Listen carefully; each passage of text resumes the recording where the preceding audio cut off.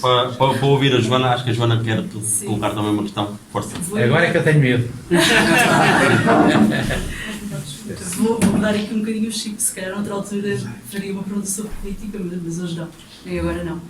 Mas queria só dizer que eu, depois de ter lido O Amor, do Luís Osório, eu tinha que o conhecer, e conheci, porque se eu tivesse que colocar um cheque numa pessoa que sinta da forma como eu sinto, que pensa da forma como eu penso, seria o Luís Osório.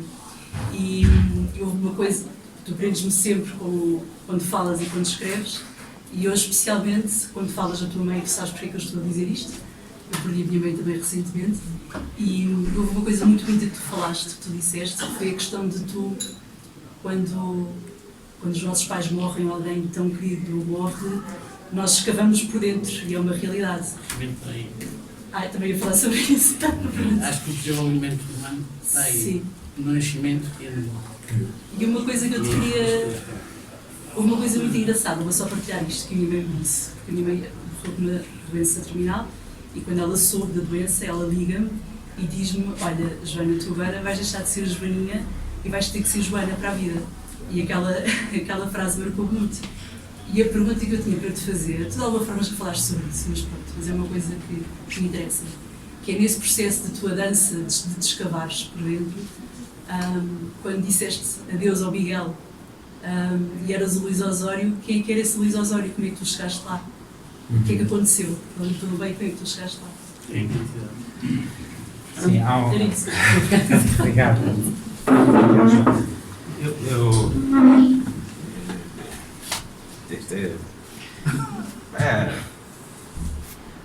Há um momento, o momento da morte da minha avó, é um momento muito bonito, porque muito triste, muito triste, não me ter chorado tanto, e ela, umas horas antes, dá-me para mim o dinheiro, ela não deixou sem nada, e o dinheiro que ela ganhou toda a vida era um dinheiro que durava até o dia 15. Mas ela conseguiu juntar algum dinheiro e deu-me todo o dinheiro que tinha conseguido juntar toda a vida, e eu tenho esse dinheiro ainda comigo, numas notas que eu já nem sequer posso trocar porque eram em escudos, e todo o dinheiro que ela juntou na vida foram 22 contos. E aí uma pessoa relativiza e tudo, não é? E porque é que eu estou a recordar isso? Porque é um momento em que eu, com aquela carteirinha, decido que Miguel já não faz muito sentido. Depois, o Luís, eu gosto mais do Luís do que do Miguel,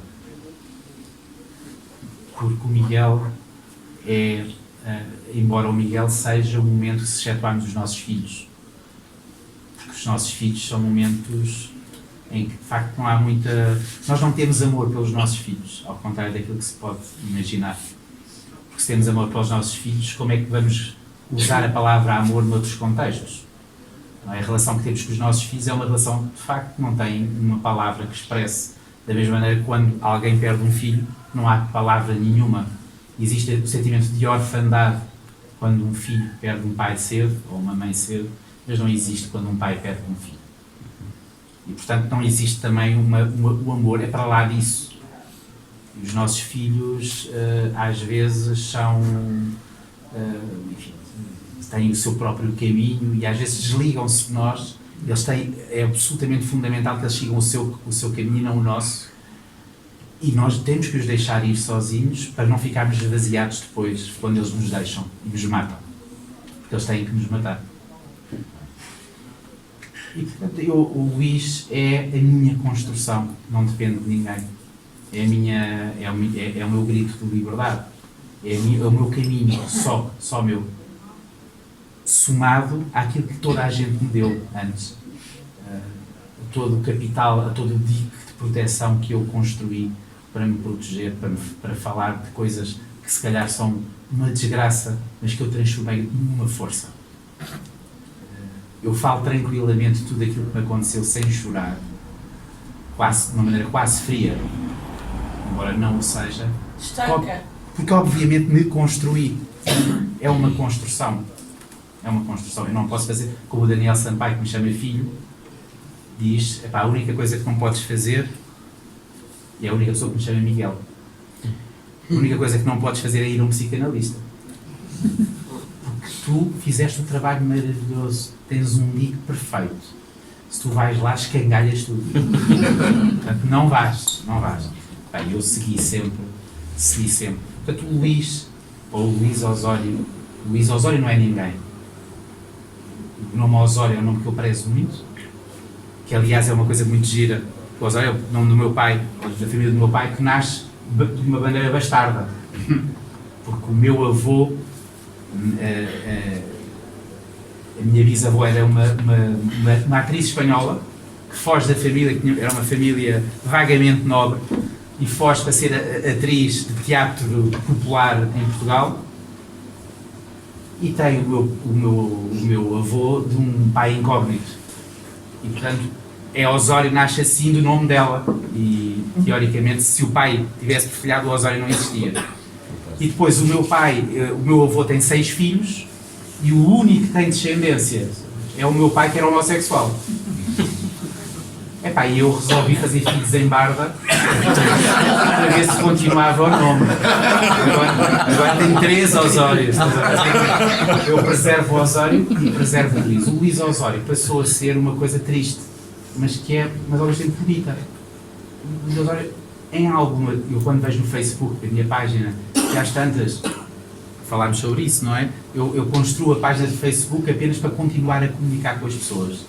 Porque na altura, em 2011, o jornalismo tinha morrido para mim, com vários combates, e portanto o meio é muito pequeno, e eu percebi que ninguém me convidava para coisa nenhuma. Mas eu tive que mudar a agulha e tive ali uma relação. E de repente a página de Facebook transformou-se numa coisa com 70 mil seguidores, em que cada vez que escrevo um texto percebo que existe uma ideia de influência maior do que se eu estivesse a escrever no jornal. Não é? Agora, quando eu ponho LIO, o LIO já não é coisa, é uma marca. Portanto, num certo sentido, transformei-me numa marca. O Luís Osório é uma marca. Eu quando me vejo, não me vejo Luís Osório. O Luís Osório não existe. Atenção, eu sou uma figurinha pública. As pessoas me abordam na rua, para mim o primeiro efeito é de surpresa. Para mim ninguém... Miguel não. O primeiro efeito é de surpresa. A surpresa. Desconhece-me. E depois é que percebo, ok, tudo bem. Portanto, o Luís é uma construção de um território próprio, feito de sofrimento, feito de alguma coragem também, feito de várias falhas, e é o nome pelo qual os meus filhos me reconhecem. É o Papá Luís, os pequeninos, e o André, o meu filho mais velho, ou o Miguel, o segundo, quando me imaginam, é pai, claro, não é papá. Eu acho que é com a força vida da gente chamar papá rapidamente. Mas embora eu goste, eu acho muito bonito o papá. Mas o André é só pai, mas quando imaginam, nunca lhes passa pela cabeça que é Miguel. Mas o segundo, eu chamei Miguel. Portanto, eu gosto tanto do meu nome que associo às mouriscas, não é? Miguel. Eu não o diabolizo, não só não o diabolizo, como dei ao meu filho Miguel o nome Miguel um ano depois da minha avó já tinha morrido.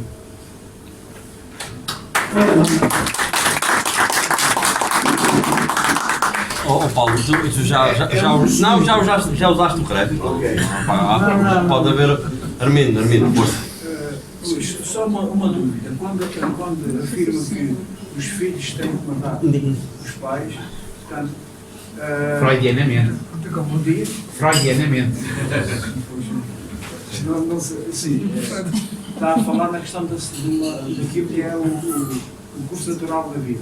Portanto, morrem os pais e pronto, na sequência da idade, não é? É isso que está-se a referir. Claro. Sim, é que eu também estou a viver alguns tumultos também por falecimento do meu pai e da situação atual da minha mãe, e não me estava a encaixar bem essa afirmação. Quantos anos é que ele tinha? 84. a minha mãe tem 87. Sim. E, portanto, e não estava como eu estou a tratar a minha mãe há 2 anos. Claro, eu só utilizo este argumento porque tenho, porque senão não o utilizaria. Não é o argumento, não falaria disto se eu próprio não tivesse a minha história atrás. Não é? Se eu tivesse outra história, não me atreveria a falar do sofrimento. Cada sofrimento, isto é como diz o Tolstói. As pessoas felizes são felizes todas de maneiras parecidas. As pessoas com vidas infelizes ou em sofrimento são sempre infelizes ou estão em sofrimento à sua maneira. E não há problemas pequenos, é aquela coisa muito portuguesa. É pá, perdeste um pé. É pá, mas perdeste os dois era pior. Isto é uma coisa muito portuguesa. E quando morre é uma sorte porque senão ficava aleijadinho. Pá, sim, há sempre aquela coisa. Não, epá, nós podemos ter uma paixão, pode ser devastadora. E não podemos desvalorizar isso. Um problema que é pequeno em comparação com outros problemas maiores, mas não deixa de ser enorme para aquela pessoa, porque é o seu problema. Pronto. Agora, eu só falo desta questão porque o meu pai esteve durante 28 anos com SIDA. Eu vi esse sofrimento e esse combate pela vida que o meu pai teve, sempre. Teve 3 vezes em coma, teve cancros, toxoplasmose, teve tudo e mais alguma coisa. Ele combateu pela vida, mas eu vi e morreu com 60 e poucos anos. A minha mãe morreu com um cancro aos 58 anos. E no momento em que teve a notícia, deram-lhe 15 dias de vida. E em 15 dias ela estava bem e 15 dias depois estava morta. Eu tenho essa dimensão de sofrimento, porque eu sei bem o que é isso. O que eu disse foi, evidentemente que o que nós lidamos muito mal, todos, é com a ideia de morte. A ideia de morte é do caraças. Porque não compreendemos o sentido disto. Claro que para nós, os nossos pais, ou as pessoas que amamos, deveriam viver para sempre. Não há outra... Não há. O que acontece é que quando nós deixamos de viver porque os nossos pais morreram, e morreram quando tiveram a sua vida, é muito terrível. Claro que a mãe não pode morrer, a sua mãe não pode morrer, mas vai morrer. Mas teve uma grande vantagem em relação à minha, é que viveu o seu tempo. E tem outra segunda vantagem, é que eu muitas vezes falhei com a minha mãe e não estive quando ela precisava de mim, porque eu achava que tinha que sobreviver. E tens uma grande vantagem em relação a mim, é que estás com ela e com a tua mãe, até ao fim. E isso é uma vantagem magnífica. Quando ela partir, ela vai ter a ideia que fez tudo aquilo que era possível e não a abandonou. E isso é extraordinário para si. Agora, péssimo era se morresse e ela vivesse. Porque isso seria absolutamente penoso para ela. É isso que eu queria dizer. Obrigado. Ricardo Mira, ainda quer intervir? Sim, posso intervir. Força. Aqui a Joaninha, identidade, o Luís e a Daniel responderam muito bem. Portanto, acho que a vida é isso. Portanto, nós, quando nascemos com identidade, mas é-nos incutido pelos nossos pais a tradição e pelas raízes, e só após a morte dos queridos é que podemos criar a identidade. E esse crescimento. Sim, claro. Falar um bocadinho mais alto. Sim. Tem que se falar mais alto.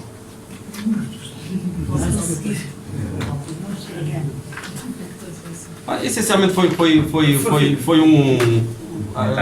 exato, e um comentário e algo que já tinha sido conversado tanto pela Joana na sua pergunta, que também já intuiu a resposta e que o Luís Osório, entretanto, já tinha respondido relativamente à morte dos pais e à criação, digamos que ao nosso, quase como um renascimento, não é? Um nascimento outra vez, onde nos libertamos das figuras, tanto maternal como paternal, e portanto penso que basicamente é isso.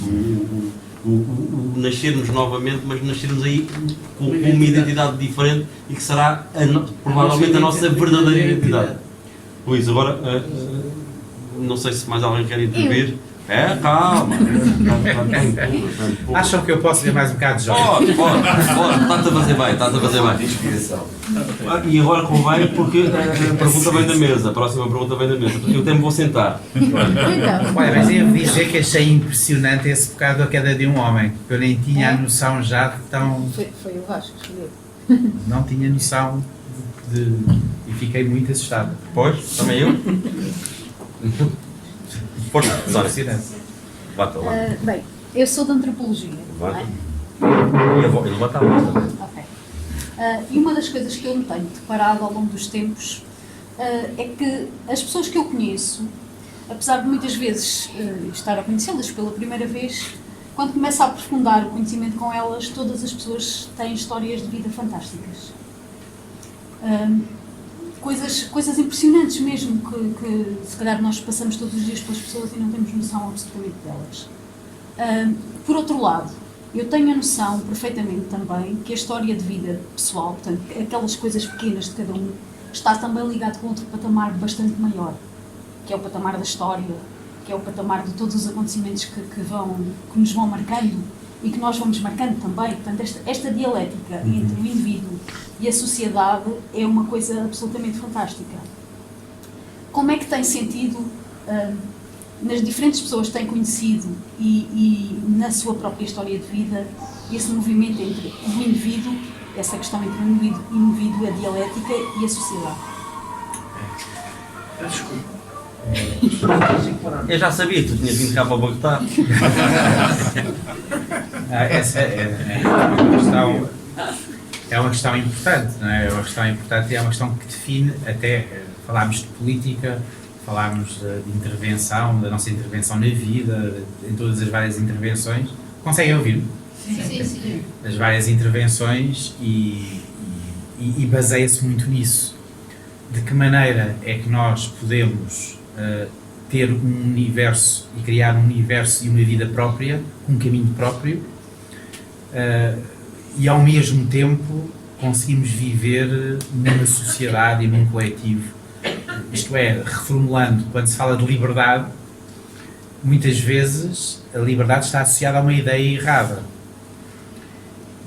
É o homem e a sua condição. Normalmente as pessoas, quando falam de liberdade, nós ouvimos sempre, muitas vezes, estes questionários. O que é a liberdade? Não, eu não sou livre porque não posso fazer aquilo que quero fazer. E por isso não sou livre. Portanto, quando as pessoas muitas vezes definem a liberdade e a ausência de liberdade, definem de uma forma errada. Porque a liberdade é exatamente o contrário. É aquilo que nós, enquanto coletivo, o conceito de liberdade, há uma liberdade individual, mas a liberdade que estás a falar é uma liberdade coletiva. É uma liberdade que só pode existir se nós tivermos as condições sociais para poder exercer essa liberdade. Não é? Porque somos bichos sociais. E aí é muito mais, não aquilo que é para nós, mas aquilo que estamos disponíveis a abdicar para uma liberdade coletiva. E essa capacidade de dedicação, porque muitas vezes, aí voltamos aqui à anarquia, não é? Se todos nós fôssemos livres à nossa maneira, certamente nos matávamos uns aos outros, porque era uma selva. A democracia é o melhor sistema, como diria o Churchill, com todas as suas imperfeições, porque apesar de tudo tem formas que nos regulam a nossa animalidade. Porque senão matávamos uns aos outros alegremente. E não é isso que estamos a fazer, de certa maneira. Não alegremente. Não é isso que estamos a fazer, apesar de tudo. O que acontece é que hoje a democracia desenvolveu, pelos paradoxos normais desta coisa, deste ofício de viver, que é uma coisa extraordinária, porque mesmo as coisas que são boas parece que têm uma semente negativa. Por exemplo, o Facebook. O Facebook e as redes sociais, se alguém nos dissesse aqui uma ideia, nos apresentasse esta ideia, há 15 anos, achávamos uma ideia incrível e arrebatadora. E é uma ideia incrível e arrebatadora. Porquê? Porque, teoricamente, levaria a que todas as pessoas pudessem expressar as suas opiniões, não é? Sem serem reguladas por um sistema que não quer as suas opiniões. E, portanto, podem ter a possibilidade de exercer uma dimensão humana que é fundamental. E é uma dimensão de cidadania fundamental. Poder ter eco nas suas opiniões. O que acontece é que as redes sociais, que têm coisas magníficas, têm tudo o que é humano. Magníficas e horríveis. O mais horrível que é possível. E hoje, com os algoritmos, com tudo o que a tecnologia nos ofereceu de bom, mas que tem o reverso da medalha, que é a possibilidade de controlar a informação, de manipular a informação e de fazer com que aconteçam movimentos utilizando princípios democráticos para matar a própria democracia. Portanto, tudo é o seu... tudo aquilo que acontece de bom, quem inventou isto inventou muito bem. Tem o seu inverso. Tem o seu inverso. Tem o seu inverso. Agora, aqui, o que é coletivo e o que é individual, isso é a grande dificuldade de muitos de nós, na nossa vida, mas de todos os conceitos políticos. Não é? Quem acredita muito numa ideia de liberdade individual, regra geral, é o coletivo que acaba por pagar um preço, porque essa liberdade individual, se toda a gente tiver liberdade individual, os fortes vão ser mais fortes, não é? Os que têm mais capacidade vão ser mais capazes. Os mais fracos, o fosso vai ser muito maior, naturalmente. Mas quem acredita só numa ideia coletiva, sem nenhuma capacidade de conseguir dar às pessoas condições para as pessoas se cumprirem individualmente, é uma sociedade terrível e totalitária também. E, portanto, só pode existir com os dois balanços, com os dois vértices equilibrados. De outra maneira, será muito complicado. À esquerda e à direita. Ok. Muito obrigado. Bom, tendo em conta o adiantado da hora, já são 3 da manhã. Não demos por isso, não demos e um quarto, 3 e um quarto. Deixem-me só, antes de concluir esta noite maravilhosa, que superou todas as minhas melhores expectativas, eu estava com uma expectativa muito elevada, deixem-me fazer um último agradecimento à comunicação social, que está aqui presente através do Jerónimo Jorge, em representação da Rádio Antena Livre e do Jornal de Abrantes, mas também partilhar convosco que recebi, à meia da tarde, um telefonema de uma amiga comum, Patrícia Fonseca, que é diretora e sócia-gerente de um dos jornais digitais da região, o Medioteste.net, que não está presente depois de ter confirmado a sua presença. E a Patrícia equacionou vir de Lisboa cá para fazer a cobertura do evento e dar um abraço ao grande amigo de infância não, desde os 18 anos. Portanto, mas queria também dizer publicamente e registar o facto de a Patrícia me ter ligado pessoalmente e ter justificado a ausência do Medioteste.net e também dizer publicamente que a Patrícia te manda um grande abraço e que não está com muita mágoa. Da minha parte, agradecer a todos vós a vossa presença. Acho que foi uma noite foi estimulante. Acho que saímos daqui todos muito mais ricos e a presença do Luís Osório nas Mouriscas, que me deixa muito satisfeito o facto de, daqui para a frente, o Luís Osório, sempre que disser que esteve nas Mouriscas, vai ter que dizer que esteve nas Mouriscas por causa de nós, porque há realmente alternativas que fazem sentido. E, portanto, não é nas Mouriscas, é em Mouriscas. É em Mouriscas. Peço desculpa, Sr. Orlando. E foi uma noite extraordinária e voltar a agradecer a presença de todos, porque as coisas só fazem sentido se as pessoas aderirem. E como dizia o Luís Osório, o coletivo será sempre imensamente mais importante do que o individual. E é precisamente por isso que nós cá estamos. Cá está, o tal sufixo inclusivo, com todos e para todos. Obrigado por esta noite estimulante. Obrigado por vocês.